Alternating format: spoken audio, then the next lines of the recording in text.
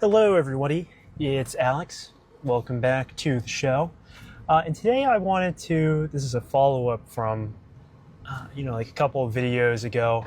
I did one where I was describing some of my influences in, programming and life, and where ideas come from, how to kind of like think about other people's ideas and, and how to validate them. Something it was something like that. And so I wanted to just go over, take the time and actually talk about who are some more of those influences in great detail, and who were the influences I had that I kind of kept, ones that I rejected or am not, as interested in anymore. Because I think, it's useful to know if you're, for whatever reason, if you're for whatever reason interested in this, creating this mental model of me, of like where my voice, how that's been generated, who has been, most responsible for coming up with the ideas that I'm just regurgitating to you. It would be it's probably would behoove you to just go to the source for a lot of that stuff. So, obviously I am like, I've, like I said before, I kind of grew up in the YouTube age. So a lot of the people that I follow, their voices, primarily that I have followed on YouTube, in terms of like gaming stuff, tech stuff, or just general life and productivity content. And I think that kind of started off as like, the very first person I remember following, aside from, like, I was like 6 years old, like Smosh or whomever, like entertainment channels. The first person I really remember following was Chugga Conroy, the like Nintendo Let's Player, back in the day when he was doing Super Mario Sunshine and like Majora's Mask and Pokemon Emerald. That was like when I was mainlining that Chugga Conroy Let's Play content, and just watching it every day. Like as soon as it came out, I didn't have. I only had like a couple of games, like mostly Nintendo, like DS and Wii titles, and so that's kind of like where I got a lot of exposure to. At least older Nintendo games and a lot of JRPGs, Pokemon stuff, was all through there. And I, that guy's awesome, Chugga Conroy. I watched his videos for the longest time. He's got a great personality, very upbeat, very enthusiastic, and knowledgeable about everything that he does. And I think that has really stuck with me as, in terms of trying to bring that level of like deep knowledge about a given topic, of going through doing all that great pre-research and exploration, versus just like any random Let's Play video off the street where they're just playing like a video game and just giving their on-the-fly commentary about it, which is it has its place, but that there's something really unique that makes that Chugga Conroy content stand apart, and is going the extra mile in terms of the research, and then later on, I think, sort of having this focus of preserving all of the content in a game, of seeing everything, and expressing that through YouTube Let's Play as the sort of the form. Definitely a dying art, and it's like not, it's kind of, that whole Let's Play economy has kind of totally collapsed in favor of streaming, a lot more personality-based stuff, and I don't think people are interacting with online, like the sort of single-player game content as much. Like they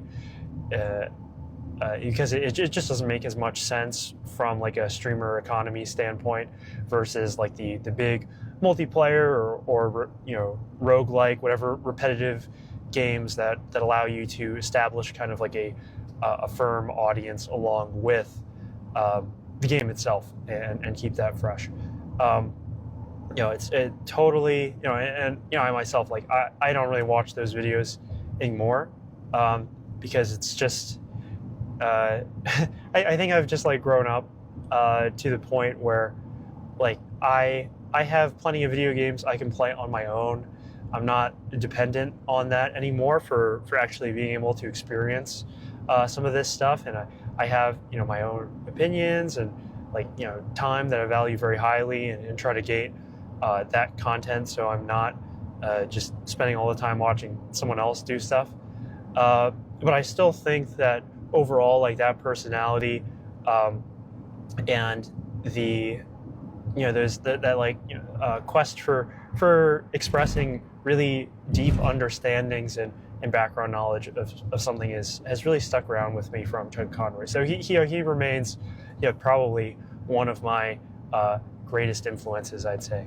And then along with him, I used to watch a lot of Stephen George, or Stephen Play, Stephen Vlog, and from who's I think at least in the past he was one of like these Chuck Conroy network satellite channels of like they were all kind of affiliated with each other, and I watched many hours and when I was like in middle school and high school of that kind of content of just like super long form, very consistent uploaded vlog content of like documenting like the entire guy's life. And his Let's Play content was fun, it was funny, but I don't think it was as high quality as Chuck Conroy's stuff.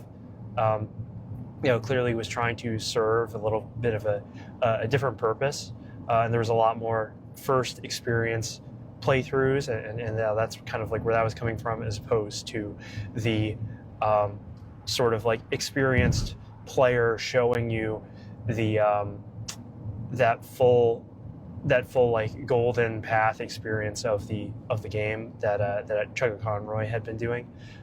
It's a very different channel, but I picked up like a lot of information like way back in the day of like I got turned on to a bunch of different video editing and recording, so like capture card recording setups from Steven. My first capture card was like the Blackmagic Intensity Pro. That came from his like original video he did on how his like console recording setup actually operated, and so definitely owe a lot to that guy as well in terms of like the knowledge that he was able to give and pass on.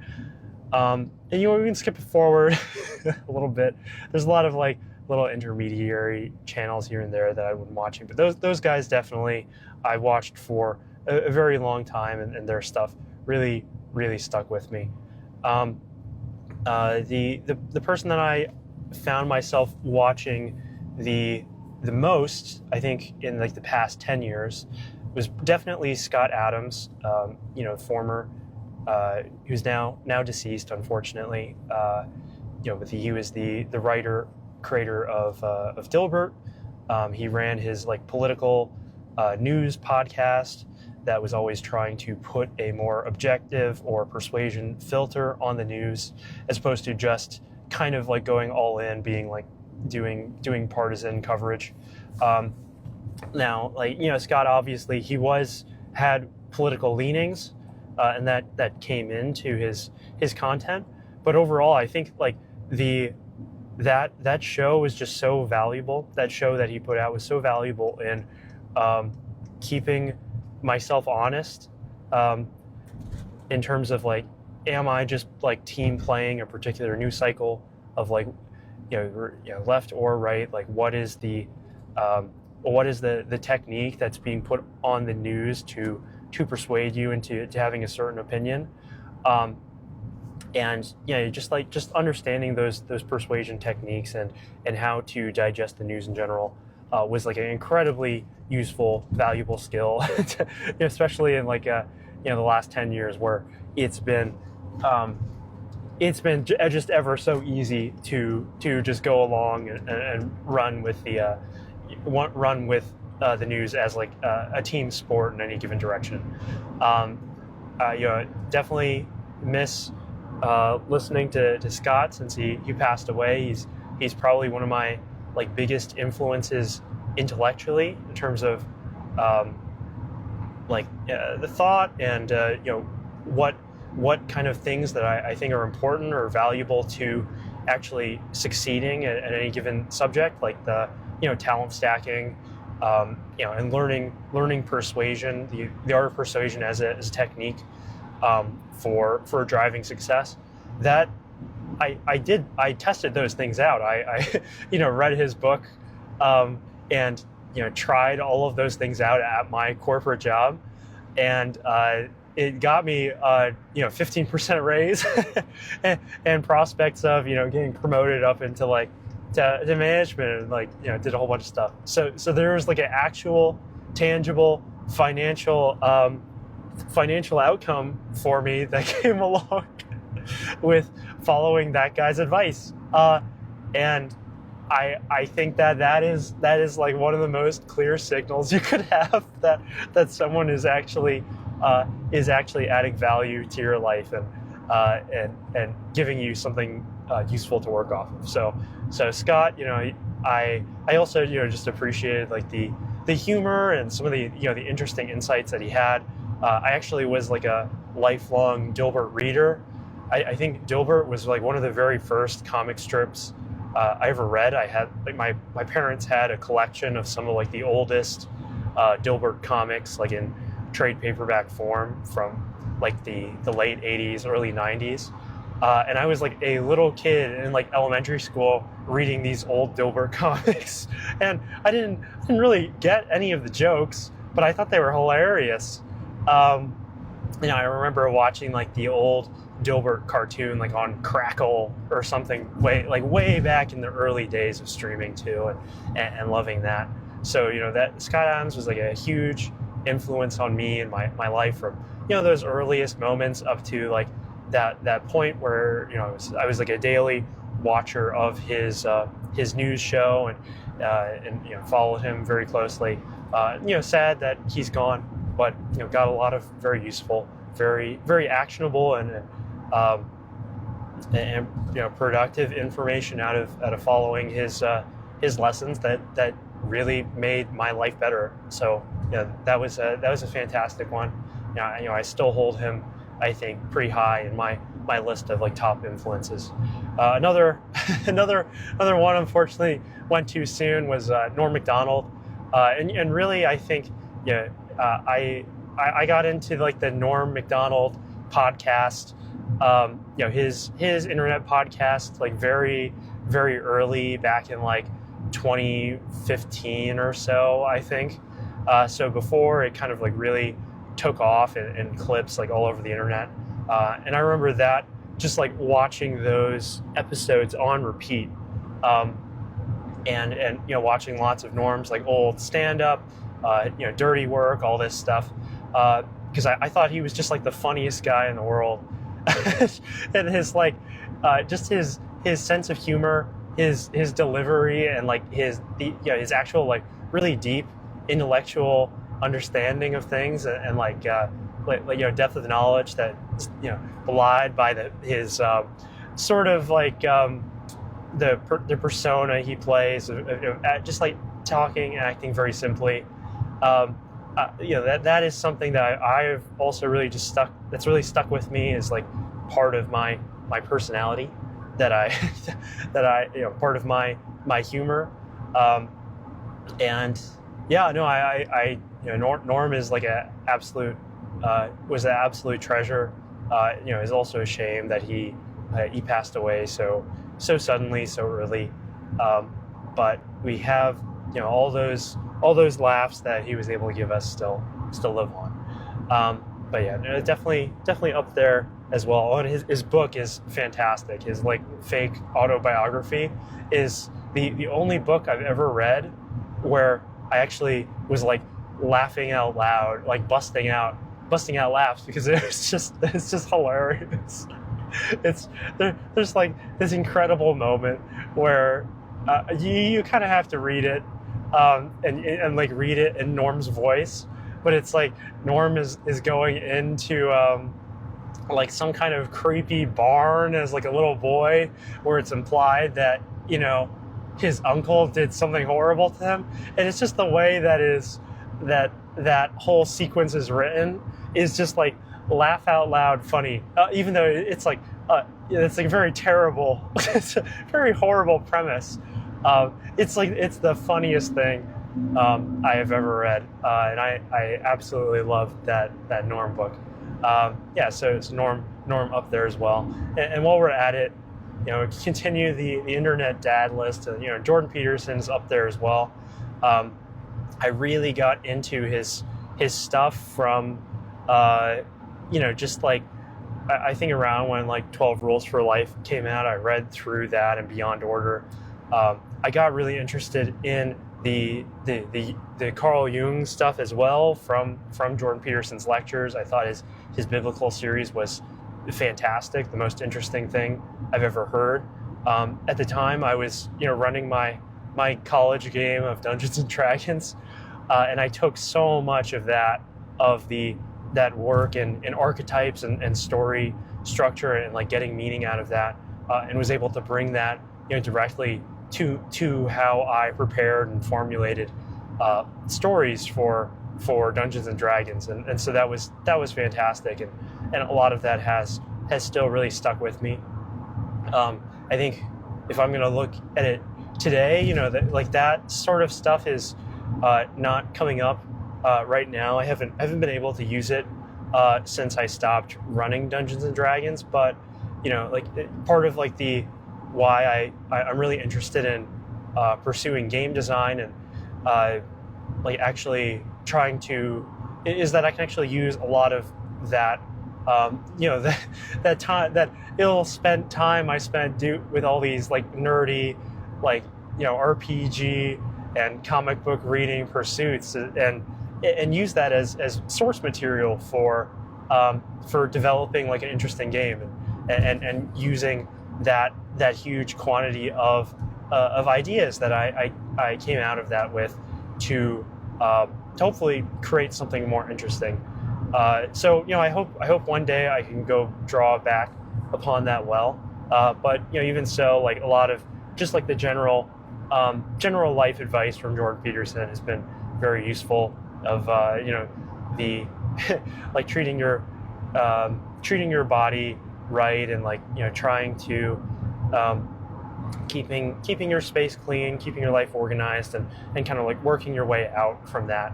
That has definitely been a code that I've put into place and been able to get a lot out of as time has gone on. So yeah, Jordan Peterson's another one, and then smaller name, but probably Comics by Perch.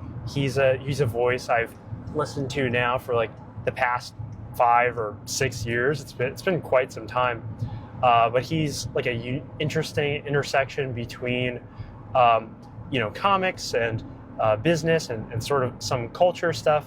And he's been a really valuable resource too, in terms of coming from a point in time where I think a lot of like the comics YouTube coverage was very culture war heavy, or just leaned into a lot of partisan muckraking. Perch was able to, he's known as like the fence sitting Perch, but it's for a good reason, where he never kind of really lost objectivity in what things actually really did matter, and would matter in the long term to comics, backed by his unique insights and background in business and in technology, in terms of like figuring out what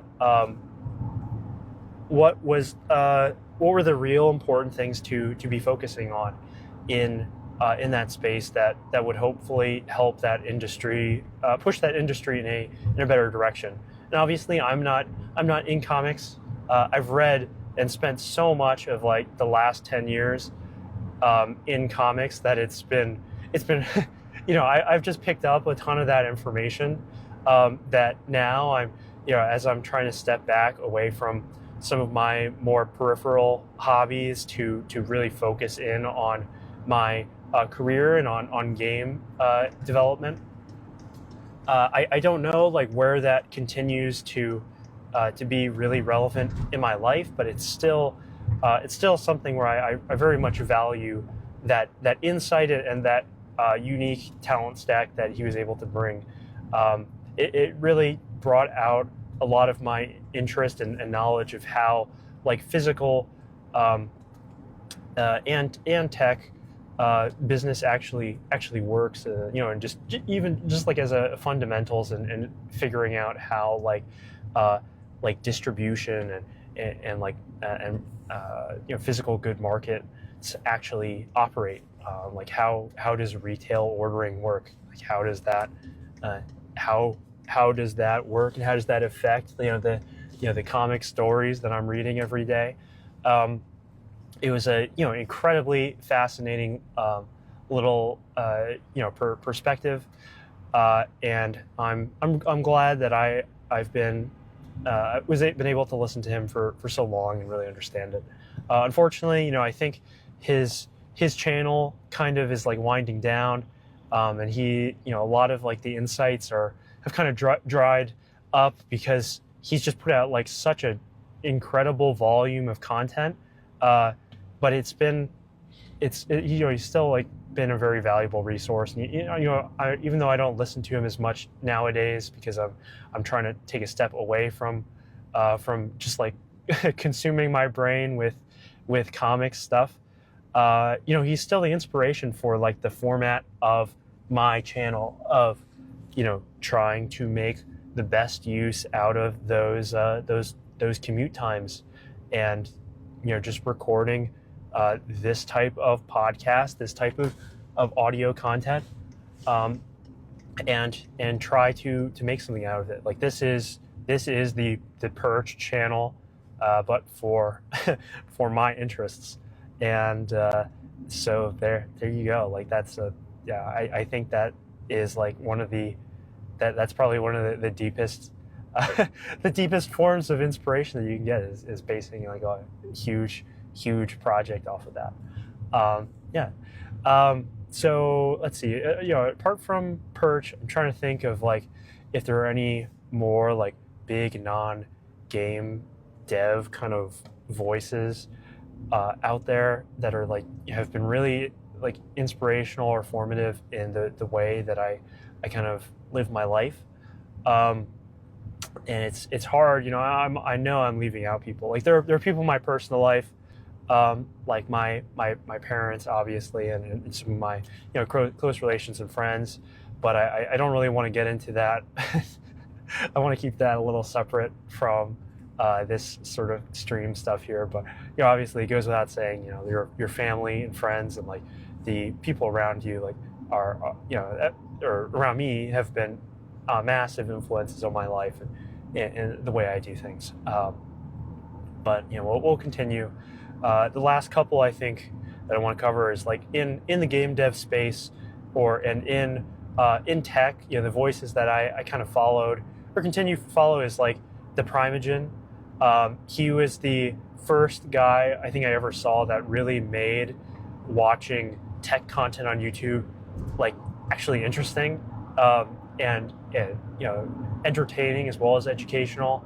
He's got a great story and background in his journey from meth to Netflix, and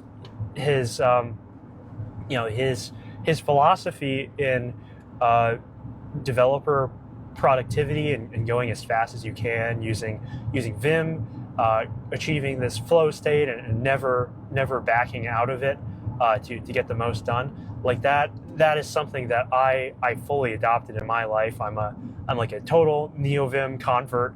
I do things. I live in the terminal. I live with that, just like kind of like that StarCraft macro mapping type of workflow where I'm all in on that, and that all came from just watching a Primeagen video one day and trying that stuff out and really enjoying it, and so like again that's like that is like something that a habit that is like my entire professional career is now based off of, or found is found has its foundation in like the Primogen's message and his way of working that he was able to espouse, and so that is humongous. That's an incredible thing, and I don't watch as much of his content now as well, especially since because a lot of it is like React content, not React JS, but like reaction videos, covering like current news cycle stuff. So it's not which is something I just in general trying to stay more away from to just protect my sanity.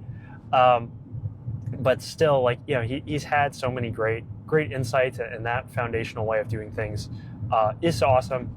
He seems like a fantastic guy, so I owe a lot to Prime and his the stuff that he's put out there. And then in game dev specifically, there's of course like Casey Muratori, Jonathan Blow, and Ted Bendixson. Of those three guys have been the basis for a lot of like how I write code. The handmade hero way is Casey Muratori's way, and I'm sort of like a descendant mentee of that type of stuff, and that just enable going coding that way, and like just doing things like that simple way, and avoiding all the engines and libraries and frameworks to get something done just enabled me to really take off with my independent projects, and learn so much at such a deeper level than I ever could have just trying to do things like the normal game engine way. That I owe so much to that crew, and Thomas Randy as well. Like he was the guy that kind of introduced me to that way of doing things. All those guys have been incredibly valuable, and like Jonathan Blow especially is sort of like a really interesting thought leader, and like person who has gone and done so much deep work in a number of these technical areas, as well as like The Witness is like far and away I think my favorite video game of all time. It's just such a beautiful beautifully designed piece that like nothing I've ever played like even compares to like the feeling I had playing that. Of like there are awesome games that and games that have been foundational to my my life and personality from playing them as a kid and stuff, but The Witness is just like something else. Like that is a truly magical experience to go through, and it's something I think if you have any interest in like game design at all, like that it is a must to go play The Witness. So I think that's it for now. Again, like this is kind of like a purely I don't know if I could say it on YouTube, but like jerking self-jerking type video where I just like talk list out a bunch of people that I find interesting or want to talk about. Probably not really that useful or in the grand scheme of things, but like that is I just kind of want to give credit where it's due to the people that have really introduced like these fantastic ideas that I've tried out and been able to lay my life around and have really made my life better in a number of different ways, in terms of being able to write the games that I always wanted to write when I was a kid, of like having the path to go do that, of being able to be the most effective software engineer I can be, and jumping around stuff lightning fast, always feeling comfortable in the terminal and like on whatever keyboard computer environment I'm ever in, and having some real foundational principles for how to live my life and build up new talents, new interests, and really go at it. These are the guys that I think their messages, their teachings have stuck around with me the most, and really made a difference. So thank you very much for listening. I hope that you found maybe some of that insightful. Who are your greatest influences? What people have you looked up to, inspired you, changed your life by, incorporating their ideas into your everyday routines or way you view the world? And share that in the comments if you will. So I just wanted to say thank you again for listening. I hope that you have a wonderful rest of your day and stay groovy.